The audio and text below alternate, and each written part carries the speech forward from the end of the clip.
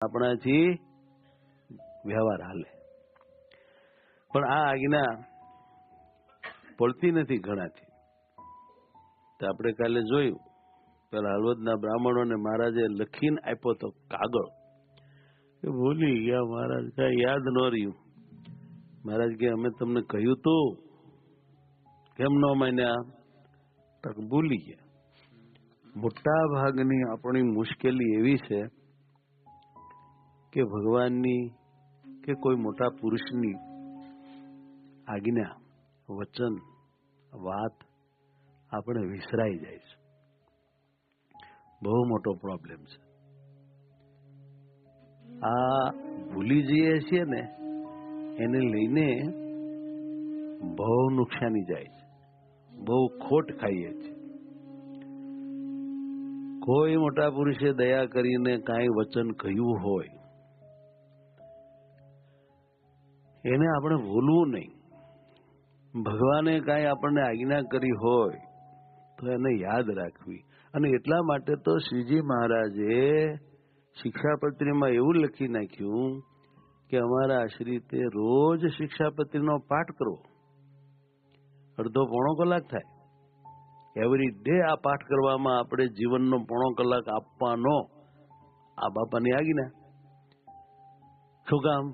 કે આજ્ઞા ભૂલી ન જવાય.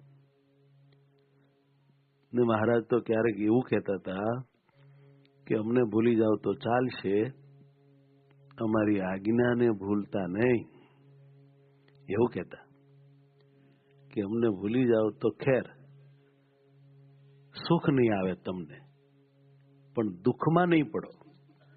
અમને ભૂલી જાઓ, અમારી સાથેથી ડિસ્કનેક્ટ થઈ જાઓ, તો અમારો જે આનંદ તમને કનેક્ટ હોવાથી આવતો હોય આત્મામાં, એ બંધ થઈ જાય. પણ દુઃખનો દાવાનળ ન પ્રગટે.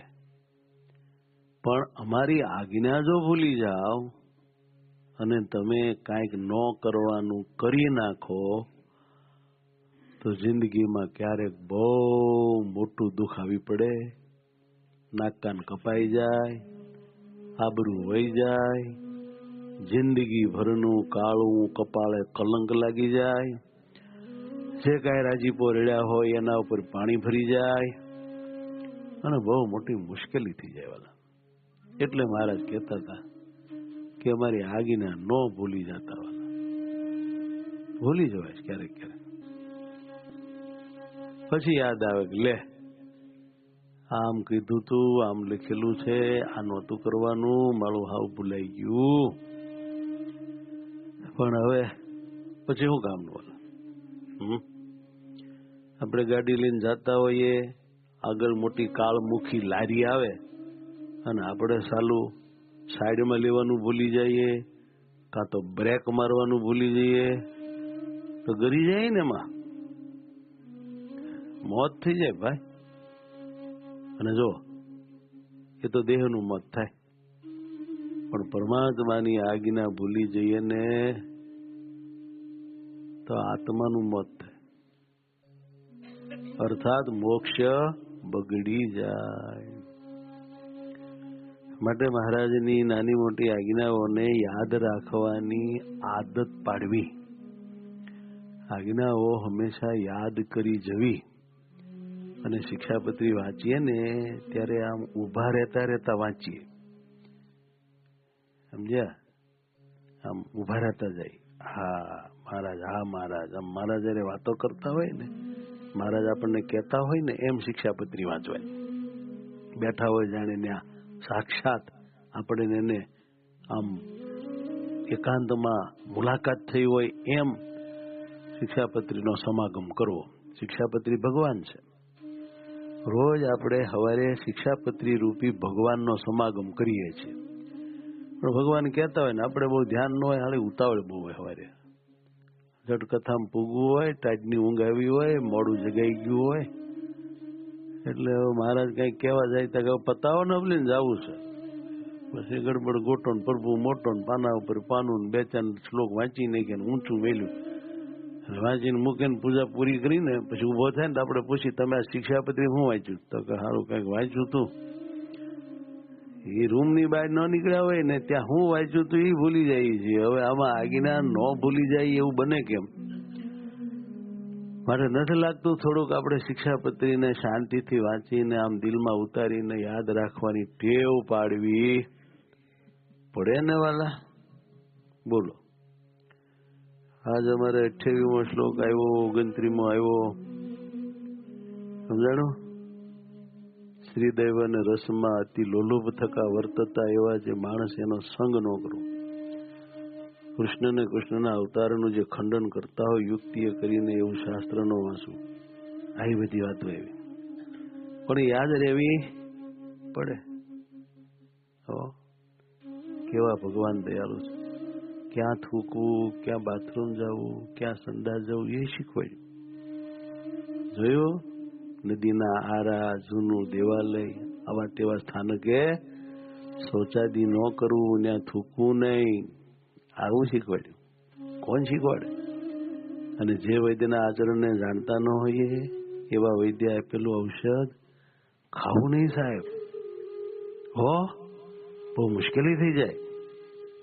હા, એક વૈદ્ય હતા એવા, તે સ્ટીરોઇડ નાખીને દવા ઠપકાર્યા રાખતા. તે એક બહુ ભલા ભોળા બિચારા હતા માણસ. તે બહુ એને વિશ્વાસ આવી ગયો, તે એની દવા લીધા જ કરી. તે પછી બહુ સ્ટીરોઇડ ચડી ગઈ માથામાં, માંડ્યું બધું બળવાન, તકલીફ બહુ થઈ. પછી ડાયા માણસોને તો ખબર પડી કે આ વૈદ્યની દવામાં કાંઈક પ્રોબ્લેમ છે. પછી સમજાવ્યા, પણ એ વૈદ્યમાં એટલો બધો વિશ્વાસ હતો એ વ્યક્તિને કે કોઈની વાત માને નહીં. અને વૈદ્ય મોંઘો એટલે લાખ ઉપરની જ વાત હોય એની દવાની કિંમત. તોય પણ હવે વિશ્વાસ હોય માણાને એટલે એની દવા લે અને મનમાં એમ મનાય કે આનાથી સારું થાય, અને ઈવડો એ તાળી દે, સારું શું થાય? પછી તો બહુ સમજાવ્યા અને એને મુકાવ્યા. ભગવાનની આજ્ઞા ન મનાય, કોઈ મોટાની આજ્ઞા ન મનાય. કેમ જે દેહને હાજો કરવાની ભાવના એટલી બધી તીવ્ર હોય ને પીડા હોય એટલે બિચારા શું કરે, લાચારી છોડ્યા. પણ એ વૈદ્ય કેવા છે, શું કરે છે એ કાંઈ આપણે જાણતા ન હોય અને એની ચોજાળીને મોટી મોટી ને પ્રભાવશાળી વાતો સાંભળીને બહુ વિશ્વાસમાં આવી જઈએ તો ક્યારેક આપણને બહુ મોટું નુકસાન થઈ જાય. ભાઈ, હાજા થવાને બદલે વધુ માંદા થઈ જઈએ ને, કાં તો ઉકલી પણ જઈએ. માટે ભગવાને કહ્યું છે કે ભાઈ, જેના આચરણને ન જાણતા હોય એવા વૈદ્યની દવા લેવી નહીં. અને જે વૈદ્ય આપણને બતાવે નહીં કે આ ફાકીમાં આટલી આટલી આ વસ્તુ છે, એની દવા ન લેવી. આપણે પૂછીએ કે તમે ફાકી આપી એમાં શું શું આવે? હોંઠ, મરી, મરિયાળી કે બીજું શું શું આવે એ કહો. અને એમ કે એ વાત મારે તમને કહેવાય નહીં. કેમ ભાઈ? નહીં, મને જેને આ વૈદ્ય શીખવાડ્યું છે એ મારા ગુરુ છે, એને ના પાડી છે કે તમારે કોઈ નહીં આ વસ્તુ કહેવી નહીં, આ ગુપ્ત જ્ઞાન છે. તો એ વૈદ્યને છે ને આપણે હંમેશા આપણાથી દૂર રાખવો કે તું તારું ગુપ્ત જ્ઞાન બે રવાના થાવ. સરકારી કાયદો છે એટલે અમુક દવાઓમાં તો સરકારના કાયદા અનુસાર ઉપર લેબલ માર્યું હોય કે આમાં આવું આવું આ છે, આલ્કોહોલ હોય તો લખ્યું હોય. પણ અમુક જે દવાઓ હોય છે કે જે ઘરગથ્થુ બનતી હોય અને જેના કોઈ પેકિંગ કે પડીકા કે કઈ ઓલામાં પાસ કરાવેલી ન હોય, તો એમાં તો હું હોય કોણ જાણે ભાઈ. આપણે ભોળા ભોળા મને ખા કરી અને મનમાં એમ થાય કે સારું થાય. આપણે અહીંયા ડાયા બાપા રાદડિયા હતા, લક્ષ્મણભાઈના ને એના ગોવિંદભાઈના બાપા, તે મહાદેવજીની સેવા કરતા. એને ગોઠણ બહુ દુખતા. તો એક દી મને કે ગરુ મને ગોઠણ દુખે છે, હાથ ફેરવી દે. મેં ધારો બાપા, મેં જ ફેરવ્યો. બાપા હારા હતા. પછી એક દી મને કે મને હવે છે ને ઓલા ડોક્ટરની દવાથી કે બોટાદ વાળાની બહુ સારું થઈ ગયું. મેં કીધું હું એ દવા આપે છે? આપે છે પડીકી. ઠીક કીધું. પછી મેં સંતોને કીધું કે આને જે પડીકી આપે છે ને એ તમે લઈ લ્યો, લેબોરેટરી ટેસ્ટિંગ કરાવો. પછી લીધું, લેબોરેટરીમાં ટેસ્ટિંગ કરાવ્યું, સ્ટીરોઇડ હતી. હવે શું કરવું?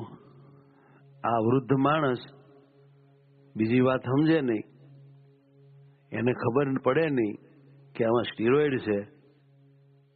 નો સ્ટીરોઇડ લેવાય એવું નથી, પણ એની અમુક જ માત્રા જાણકાર ડોક્ટર જે રીતે વાપરતા હોય એટલી સ્ટીરોઇડ વાપરેલી દવા લેવાય, અને અમુક સમય પૂરતી અમુક જ દવા લેવાય. બાકી એનો આડેધડ અંધાધૂંધ ઉપયોગ અમુક લોકો કરતા હોય છે, એને લઈને ક્યારેક દર્દી હાવ ફેલ થઈ જાય. સ્ટીરોઇડ છે ને એ એકવાર લીધા પછી બીજી દવા શરીરમાં કોઈ કામ ન કરે. પછી તમને કંઈક થાય એ કાયમ તમારા ઘર જમાઈ રહે, બીજી કોઈ દવા કામ ન લાગે જો જાજી સ્ટીરોઇડ લેવાઈ જાય. એના જાણકાર એવું કહે છે, આપણે તો મેડિકલ સાયન્સ ભણ્યા નથી, પણ વાત સાંભળી હોય એ પ્રમાણે કહું છું કે એ જે ડોક્ટરો કે જે પ્રામાણિક ડોક્ટર હોય એની પાસેથી એ જે થતું હોય એ કરાય, પણ જ્યાં ત્યાં એવી દવા લેવાય નહીં, ખવાય નહીં.